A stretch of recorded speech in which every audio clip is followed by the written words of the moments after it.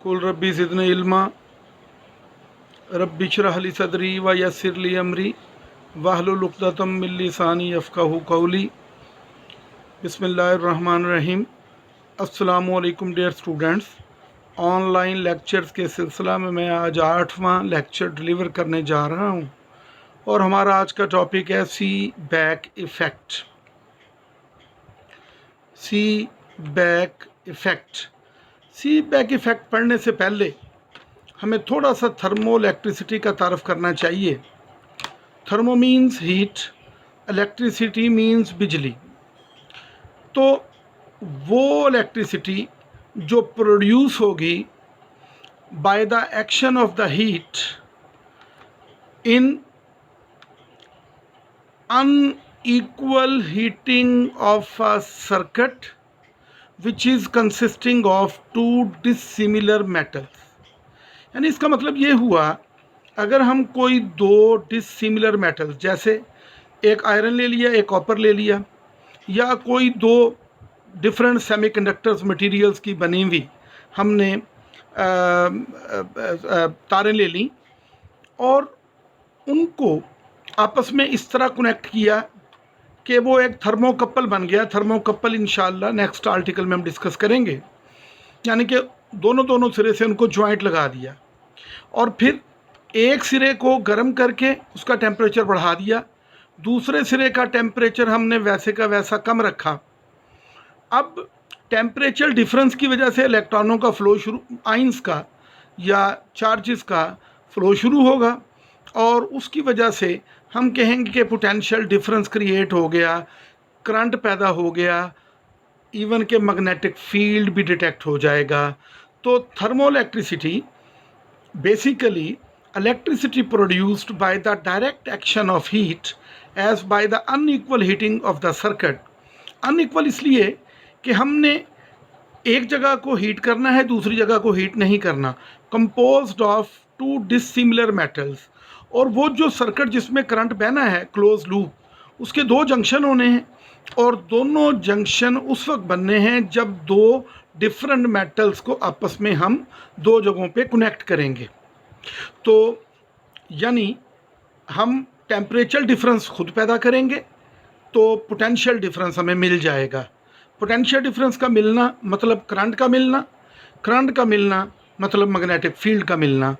तो यूं thermo electricity generate हो जाएगी। सी बैक इफ़ेक्ट शुरू करने से पहले ये वो साइंसदान हैं जिनका नाम थॉमस जॉन सीबैक है और इनका लाइफ पीरियड जो है 1770 से लेकर 1831 है। ये उन्होंने एक बहुत पुराने तरीके से ये सीबैक को ही असल में रिप्रेजेंट करने की कोशिश की है।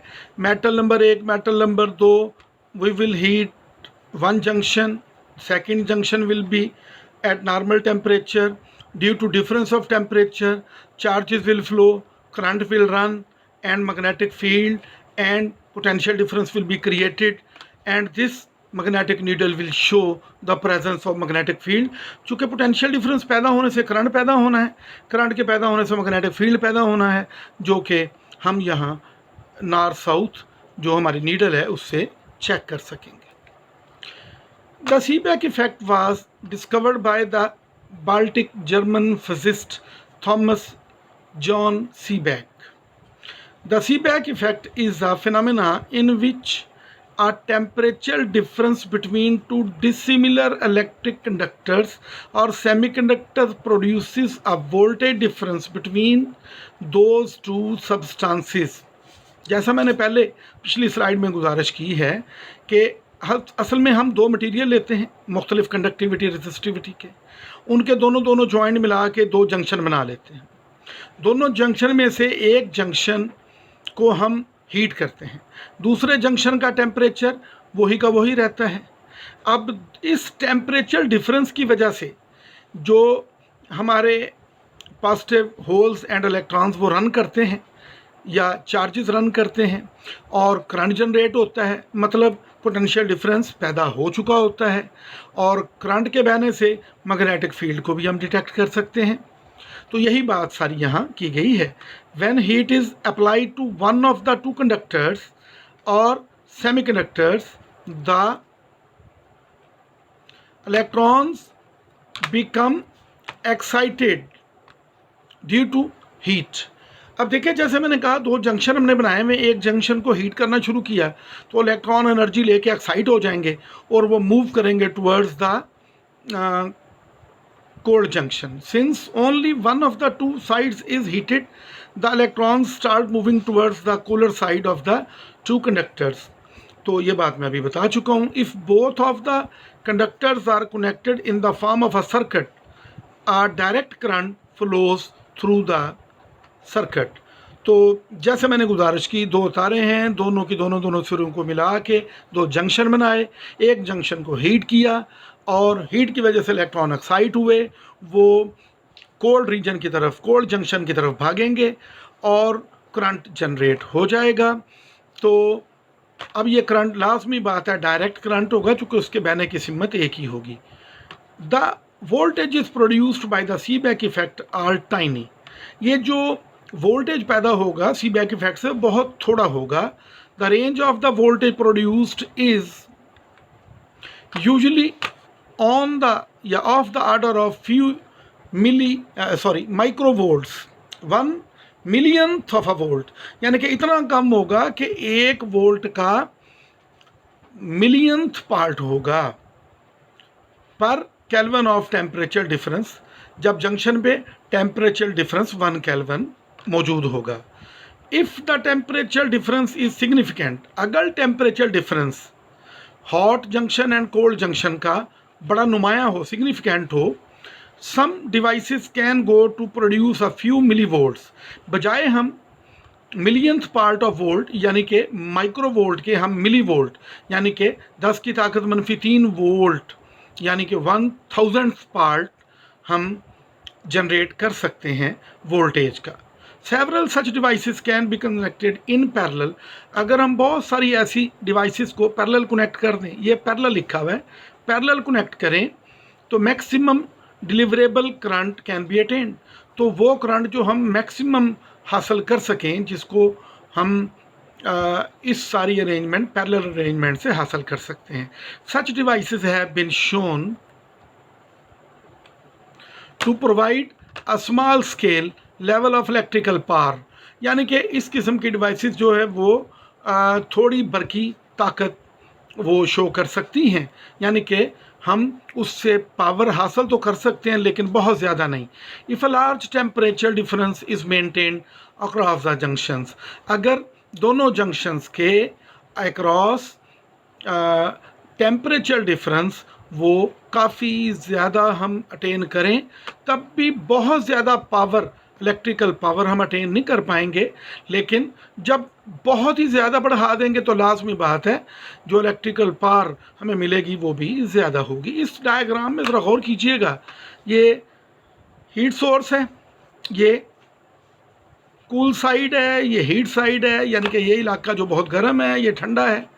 आपको अच्छी तरह पता है कि ये N और P सेमीकंडक्टर मटेरियल्स में होते हैं. ये N चाहे इलेक्ट्रॉन्स हों चाहे P टाइप के होल्स हों, ये दोनों इधर से बहुत ज़्यादा एनर्जाइज होके ये ठंडे इलाके की तरफ भागेंगे. चूँकि नेचुरल फ्लो ऑफ डायरेक्शन जो होता है हीट का, वो हीट से कूल की तरफ होता है, यानी कि हॉट से कोल्ड की तरफ होता है.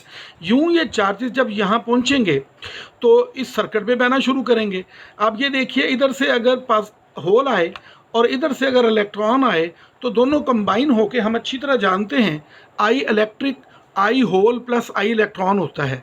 तो यूँ कन्वेंशनली करंट वो यूँ समझ लें कि यहाँ पॉजिटिव टर्मिनल और यहाँ नेगेटिव टर्मिनल अटेन हो गया, और पॉजिटिव और नेगेटिव होल्स और इलेक्ट्रॉन्स के कॉम्बिनेशन से आई इलेक्ट्रिक हासिल होगा. आई इलेक्ट्रिक इज इक्वल टू, हमने FSC में 17वें और 18वें चैप्टर में पढ़ा हुआ है कि I electric is equal to I hole plus I electron. तो करंट की डायरेक्शन समझ लें, होल्स एंड इलेक्ट्रॉन्स के यहाँ पर इधर से समझ लें इलेक्ट्रॉन आया, इधर से होल आया, यहाँ जब मदगम होंगे, मिलाप होगा तो करंट बहेगा, और करंट की डायरेक्शन को हम यूँ कंसीडर कर लेते हैं. इसका मतलब है hot body and cold body has generated current here, and carefully अगर आप देखें तो ये बल्ब ऑन है, ये इसमें येलो कलर आपको नज़र नहीं आ रहा, ये बल्ब ऑन हुआ है, इसका मतलब है करंट जनरेट हो गया है। The Seebeck effect can help us calculate the electromotive field generated by a device. देखिए अल्टीमेट बात है, पहले पहल तो कहीं पर चार्जेस का कंसंट्रेशन होगा पॉजिटिव का, कहीं पर नेगेटिव की कंसंट्रेशन होगी। एक को हम हायर पोटेंशियल, एक को लोअर पोटेंशियल समझेंगे, हायर से लोअर की तरफ करंट जाएगा, तो यूँ समझें कि इलेक्ट्रिक फील्ड जनरेट हो जाएगा और करंट का बहाव शुरू हो जाएगा। और इस किस्म की डिवाइस से हम सीबैक इफेक्ट की मदद से करंट को जनरेट कर सकते हैं। This can be done by using the Seebeck coefficient. तो हम सीबैक कोफिशिएंट का इस्तेमाल, जिसको हम बाद में एस सिंबल कहेंगे, कोफिशिएंट, सीबैक कोफिशिएंट का सिंबल एस रखा जाएगा। The Seebeck coefficient of a material is the measure of the magnitude of the increased thermoelectric voltage in response to the temperature difference in a given material. तो यही जो बात पहले हमने कही है उसी की मदद से कि the Seebeck coefficient S of a material वो उस मैग्नीट्यूड का मेजर है of the increased temperature, increased thermodynamic voltages, जो थर्मो इलेक्ट्रिक या थर्मोइलेक्ट्रिक वोल्टेजेस के जो पैदा होने से हमें जो मैग्नीट्यूड मिलेगा, किसकी वजह से, due to temperature difference at two junctions form due to two conductors of different resistivity and conductivity. तो ये उसी बात को ये कर रहा है कि दो जंक्शंस के ऊपर टेम्परेचर डिफरेंस की वजह से जो वोल्टेज डिफरेंस हमें मिलेगा उसका मैग्नीट्यूड हम सीबैक कोएफिशिएंट की सूरत में शो कर सकते हैं। We can also calculate the current density of the thermoelectric material. तो हम जे को भी कैलकुलेट कर सकते हैं जो कि करंट डेंसिटी होगी। The relevant equations for this are as follows. E electromotive force is equal to minus S delta T hot and cold bodies के दरमियान टेम्परेचर डिफरेंस है। एस जो है ये हमारा सीबैक कोएफिशिएंट है और ये ईएमएफ जनरेटेड है। J is equal to sigma into minus del V plus E EMF. मुराद ये वाला E is equal to minus S delta T ये वाला है, डेल्टा वी वोल्टेज डिफरेंस है जो जनरेट हुआ है, और ये ईएमएफ जनरेट जो हुआ है ये local conductivity of the conductor है या मटेरियल है, और जे जो है वो करंट डेंसिटी है। Here J signifies the current density and sigma signifies the local conductivity of the conductor. Now अब हम बआसानी सीबैक इफेक्ट समझ सकते हैं और हम इसको एक बहुत आसान तरीके से एक्सप्लेन करने की कोशिश करते हैं। According to Seebeck effect, when the temperature at the junction of two different metals differ, then an EMF is generated in the closed loop. This EMF causes an electric current to flow in the close circuit. इस चीज़ को मैं बार बार कह चुका हूँ कि हमारे पास दो material होंगे, चाहे वो कंडक्टर चाहे सेमीकंडक्टर, दोनों के दोनों सिरों को मिला के हम दो जंक्शन बनाएंगे। एक जंक्शन को हम हीट प्रोवाइड करेंगे जिसका टेम्परेचर अननोन होगा, दूसरे जंक्शन को हम ठंडक या उसका टेम्परेचर हम कम रखेंगे जिसका टेम्परेचर हमें पता होगा। अब गर्म इलाके से लाजमी बात है चार्जेस का फ़्लो ठंडे इलाके की तरफ होगा, तो यूं एक चार्जेस का flow basically rate of flow of charges current होता है। तो एक क्लोज सर्किट जो कि उन दोनों तारों से मिलकर बना था उसमें करंट का फ़्लो शुरू हो जाएगा और यह करंट डायरेक्ट करंट होगा। The thermocouple consist of to wires of different metals joint together with a loop. Let the two metals be named as M1 M2। हमने एक तार जो ली वो कॉपर की ली है, एक तार हमने आयरन की ली है। एक को हमने मेटल 1 M1 कह दिया कॉपर को, एक को हमने मेटल 2 कह दिया आयरन को। यहाँ देख सकते हैं हम इस शक्ल में और इस शक्ल में दोनों सेम चीज़ हैं। सबसे पहले हमने ये एक जंक्शन को जो नाम दिया है वो A दिया है, ये A है और ये जंक्शन B है, और यू कैन सी ये वाली कॉपर की वायर है और ये वाली आयरन या लोहे की वायर है। दो जंक्शन बन गए ए और बी। हमने ए जंक्शन को इंसर्ट कर दिया या डिप कर दिया, डुबो दिया किसमें, एक ऐसे कंटेनर या वाज या बर्तन या एक टब में जिसके अंदर गर्म पानी है और इसका हमें टेम्परेचर मालूम नहीं है। अब हम दूसरे जंक्शन को एक ऐसे कंटेनर में डुबोते हैं जहाँ पर बर्फ़ के टुकड़े हैं, यानी कि टेम्परेचर इसकी निस्बत बहुत बहुत बहुत कम है। तो इसका टेम्परेचर T1 ले लिया, इसका टेम्परेचर T2 ले लिया। T1 T2 से बहुत बड़ा है या T2 T1 से बहुत कम है। अब क्या होगा, अब इस जंक्शन से, ए जंक्शन से जिसका टेम्परेचर मालूम नहीं है, जो चार्जेस हैं वो बड़ी तेज़ी के साथ यहाँ से इलेक्ट्रॉन वो मूव करेंगे और इलेक्ट्रॉन के इस तार में से मूव करने के बाद, चूँकि इसकी कंडक्टिविटी आयरन की निस्बत ज़्यादा है, तो चार्जेस इसमें मूव करेंगे और ये बी जंक्शन तक पहुँच जाएंगे। यहाँ से चूँकि इलेक्ट्रॉन मूव करेंगे तो यहाँ पॉजिटिव चार्जेस बाकी रह जाएंगे। तो यूँ समझ लें यहाँ पॉजिटिव चार्जेस का इकट्ठ हो जाएगा और यहाँ पर इलेक्ट्रॉन इकट्ठे होने की वजह से यहाँ एक्यूमुलेशन हो जाएगी, यानी कि यहाँ पर इकट्ठ हो जाएगा नेगेटिव चार्जेस का। अब यहाँ से यहाँ इलेक्ट्रॉन्स के जाने की स्पीड बहुत ज़्यादा है। अब यहाँ पर लाजमी बात है, यहाँ पॉजिटिव चार्जेस का इकट्ठ है, यहाँ ये मौजूद नेगेटिव चार्जेस को खींचेगा। अब इधर से तो रास्ता कोई नहीं, तो लिहाजा ये इलेक्ट्रॉन इस पॉजिटिव चार्जेस की कशिश से इस आयरन में से अट्रैक्ट होके वो ए पॉइंट पे पहुँच जाएंगे और ए और बी दोनों पर ही हमारी चार्जेस की न्यूट्रलाइजेशन शुरू हो जाएगी।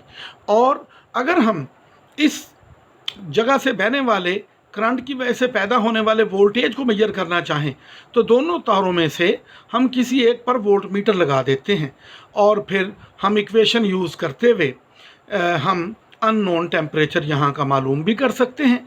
आइए हम इसको कैसे प्रोसीड करते हैं। Junction A is in contact with the body whose temperature is to be measured. हमने इस गर्म टब का टेम्परेचर फ़र्ज़ कीजिए मालूम करना है और ये दोनों तारों के जंक्शन ए को हमने इसमें डिप कर दिया। This junction is usually called as hot junction, चूँकि ये गर्म इलाके में है लिहाजा हॉट जंक्शन है। Let the temperature source at the junction A B या beaker filled with hot water. देखें जब भी हॉट की बात आएगी जंक्शन की, मैं इसको रेड कलर दूंगा, ए देखें रेड कलर है, और कोल्ड की बात करूंगा इसको मैं ये ब्लू कलर दूंगा या ग्रीनिश का कलर दूंगा। बी या beaker filled with hot water, यानी यहाँ इसको गर्मी देने, जंक्शन ए को गर्मी देने की वजह ये एक कंटेनर है जिसमें गर्म पानी है जिसका टेम्परेचर में मालूम नहीं है। और this junction is always called as cold junction. अब ये वाला जंक्शन जिसको हमने बर्फ़ के टुकड़ों, या यहाँ देख सकते हैं बर्फ़ के टुकड़े और ये भाप देख सकते हैं हम यहाँ पर, ये बर्फ़ के टुकड़ों की वजह से इसका टेम्परेचर बेतहाशा कम है, लिहाजा इसको कोल्ड जंक्शन कहेंगे, जो कि ये ग्रीन या ब्लू से शो किया जाएगा। और यहाँ पर कोल्ड जंक्शन की वजह, let the temperature source at the junction B या beaker filled with cold water.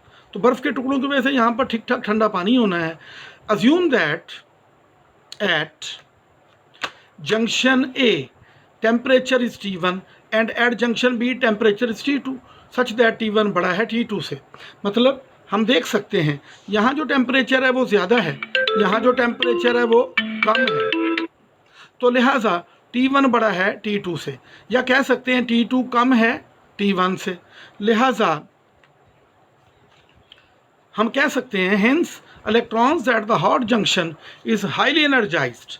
मैंने जैसे अभी गुजारिश की है, यहाँ पर ज़्यादा एनर्जी मिलेगी चूँकि गर्म इलाका है, इलेक्ट्रॉन जज्बाती हो जाएंगे, एनर्जाइज हो जाएंगे, भागेंगे इस रास्ते से और यहाँ तक पहुँचने की कोशिश करेंगे। तो the highly energized electrons from junction A move towards the junction B. The flow of electrons from junction A to B is through copper wire.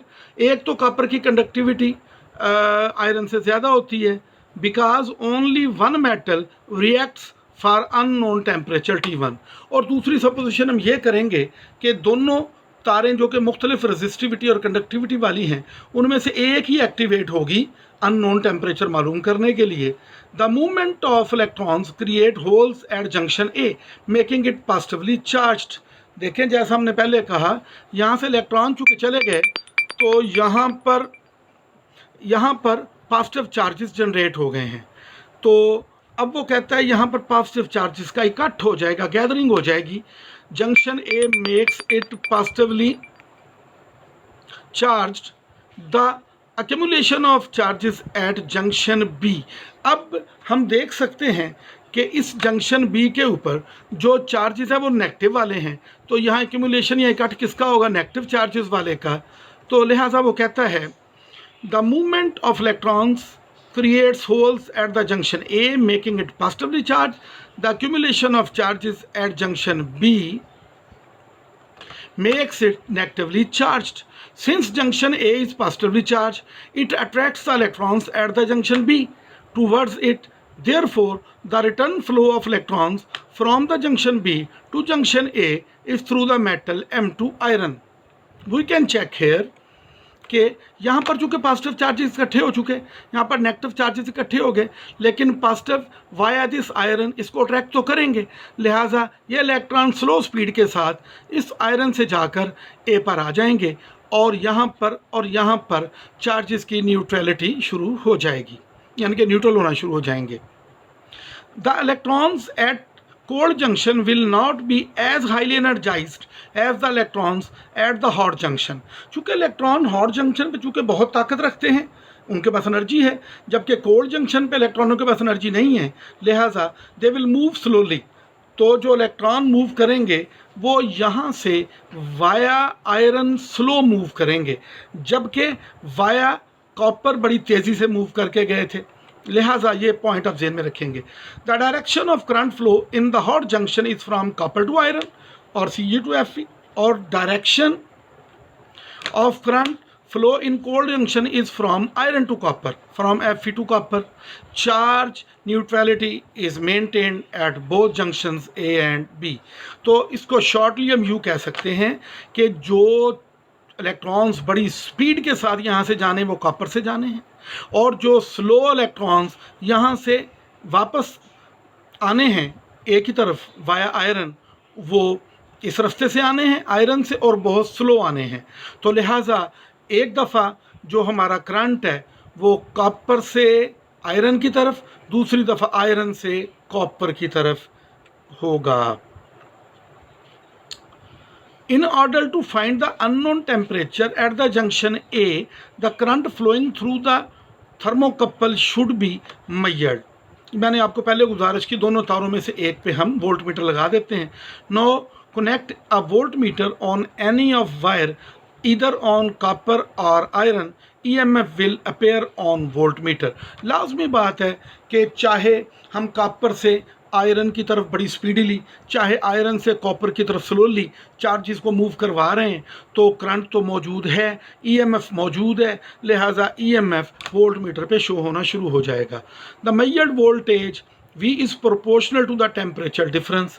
अब जो वोल्टेज हम मेजर करेंगे वोल्ट मीटर से वो डायरेक्टली प्रोपोर्शनल होगा T1 और T2 के difference पे, यानी कि T1 गर्म पानी वाले कंटेनर का टेम्परेचर जो कि मालूम नहीं है, T2 ठंडे कंटेनर वाले पानी का टेम्परेचर जो हमें मालूम है। तो V इज़ इक्वल टू होगा S इंटू T1 मनफी T2। S जो है इसको सी बैक कोएफिशिएंट कहते हैं, where S is equal to S1 मनफी S2।